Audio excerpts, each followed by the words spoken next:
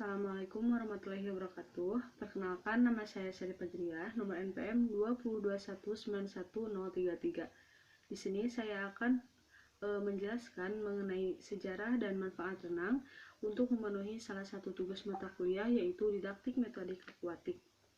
Sebelum saya menjelaskan mengenai sejarah renang, di sini saya akan membahas terlebih dahulu sedikit pengertian dari renang itu sendiri. Renang merupakan salah satu cabang olahraga yang menggunakan kecepatan tangan dan kaki di dalam permukaan air. Karenanya, renang dikategorikan sebagai olahraga akuatik. Renang termasuk olahraga yang diminati seluruh kalangan, mulai dari anak-anak hingga dewasa. Renang dapat melatih sistem pernapasan, memacu aliran darah ke jantung dan paru-paru, serta memperlancar pembuluh darah. Di sini saya akan membahas mengenai sejarah renang di dunia. Renang pertama kali diperkenalkan oleh Matthew Webb pada tahun 1875. Ia adalah orang yang berhasil melintasi Teluk Inggris dengan berenang selama 21 jam. Renang akhirnya menjadi salah satu cabang olahraga pada abad ke-19 di London, Inggris. Awalnya, renang merupakan olahraga yang tidak begitu digemari.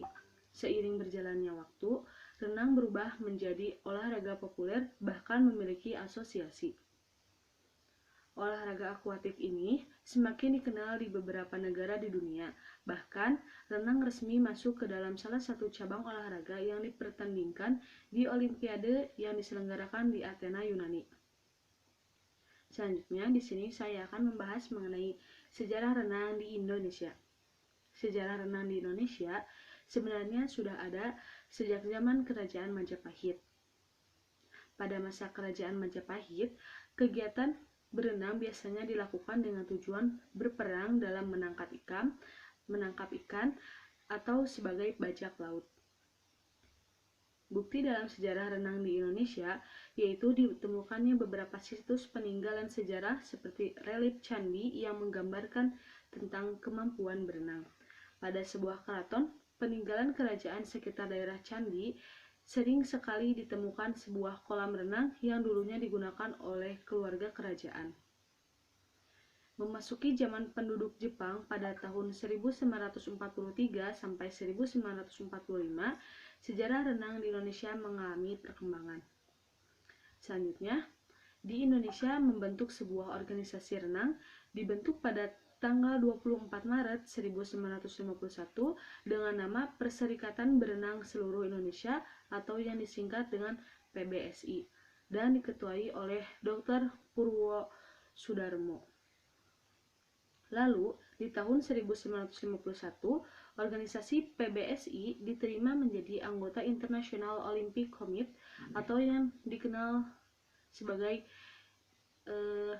IOC dan FINA. Sejarah renang gaya bebas. Manusia sudah berenang gaya bebas sejak zaman kuno. Di belahan dunia bagian barat, gaya bebas pertama kali ditampilkan pada tahun 1844, tepatnya di London, Inggris. Perenang dari suku Indian dengan mudah mengalahkan perenang Inggris.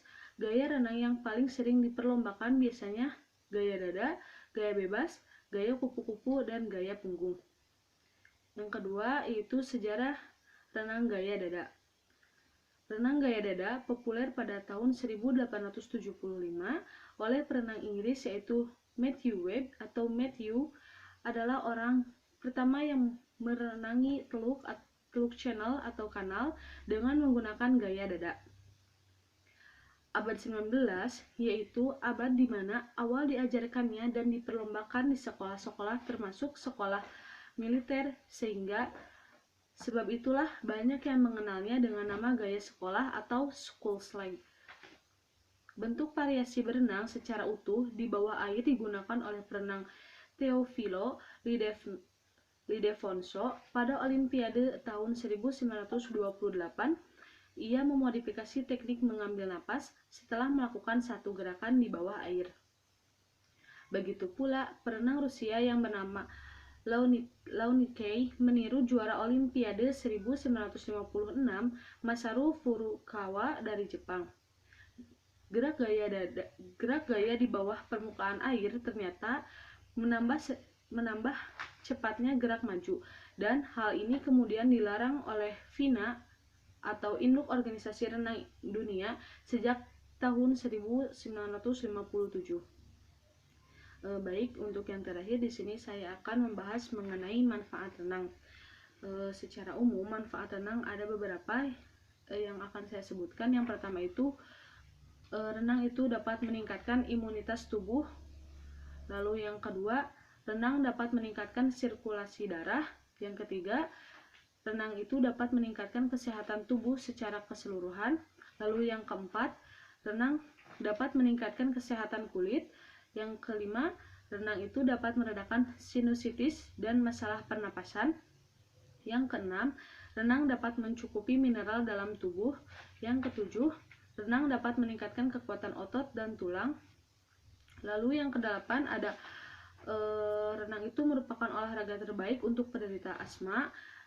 Suhu yang lembab di kolam renang dalam ruang menjadi aktivitas olahraga yang bagus bagi penderita asma.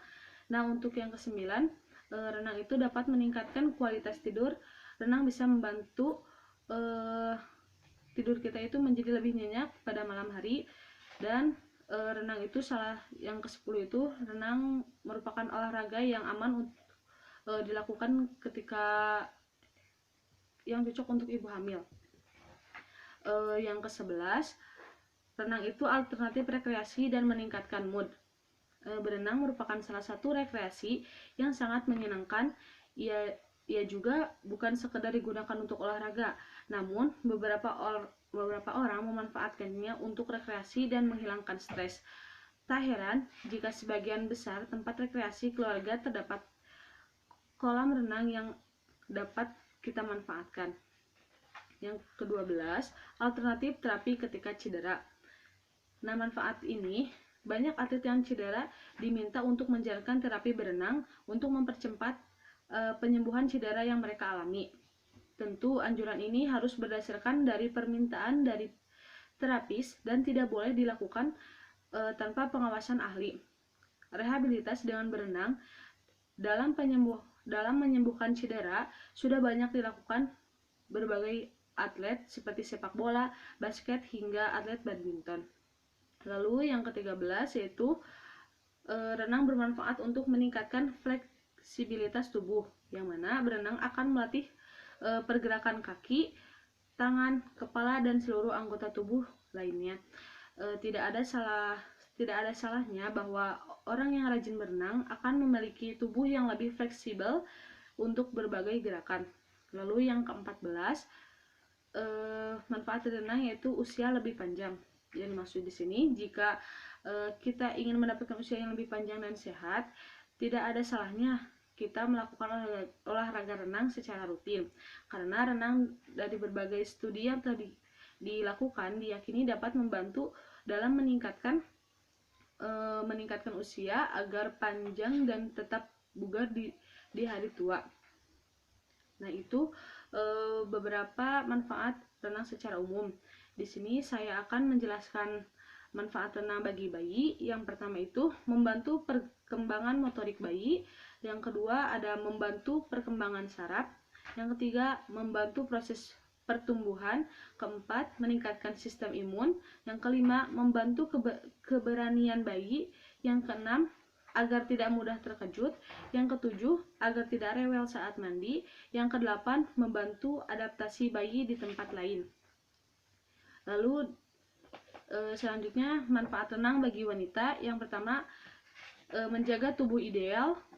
Yang kedua, menjaga bentuk tubuh setelah hamil. Yang ketiga, mengencangkan otot-otot. Yang keempat, mengencangkan G-spot. Yang kelima, detoksifikasi racun di dalam tubuh. Yang keenam, menghilangkan stres. Selanjutnya, manfaat renang bagi wanita hamil.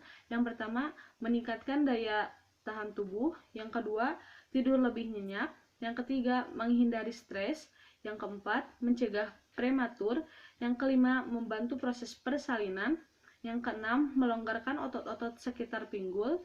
Yang ketujuh, memperkuat paru-paru. Yang kedelapan, memperkuat jantung. Lalu selanjutnya ada manfaat renang bagi orang tua. Yang pertama, menjaga tulang agar tetap sehat. Yang kedua, menjadi agar tidak pikun. Yang ketiga, mencegah stroke. Yang keempat, menjaga fungsi jantung dan paru-paru. Yang kelima, membuat tubuh rileks. Yang keenam, mencegah kematian mendadak. Ketujuh, agar tidak mudah terserang penyakit. Untuk yang terakhir di sini saya akan menjelaskan manfaat renang untuk pemulihan penyakit. Yang pertama itu ada renang efektif juga diterapkan untuk stroke ringan. Yang kedua, efektif untuk cedera ringan. Yang ketiga, efektif untuk melatih jantung lemah. Yang keempat, efektif melatih paru-paru agar lebih kuat. Dan yang kelima, membantu memperkuat pernapasan. Nah, mungkin itulah yang dapat saya jelaskan mengenai sejarah renang dan manfaat renang. Mungkin cukup sekian yang dapat saya jelaskan. Mohon maaf apabila banyak kesalahan. Wassalamualaikum warahmatullahi wabarakatuh.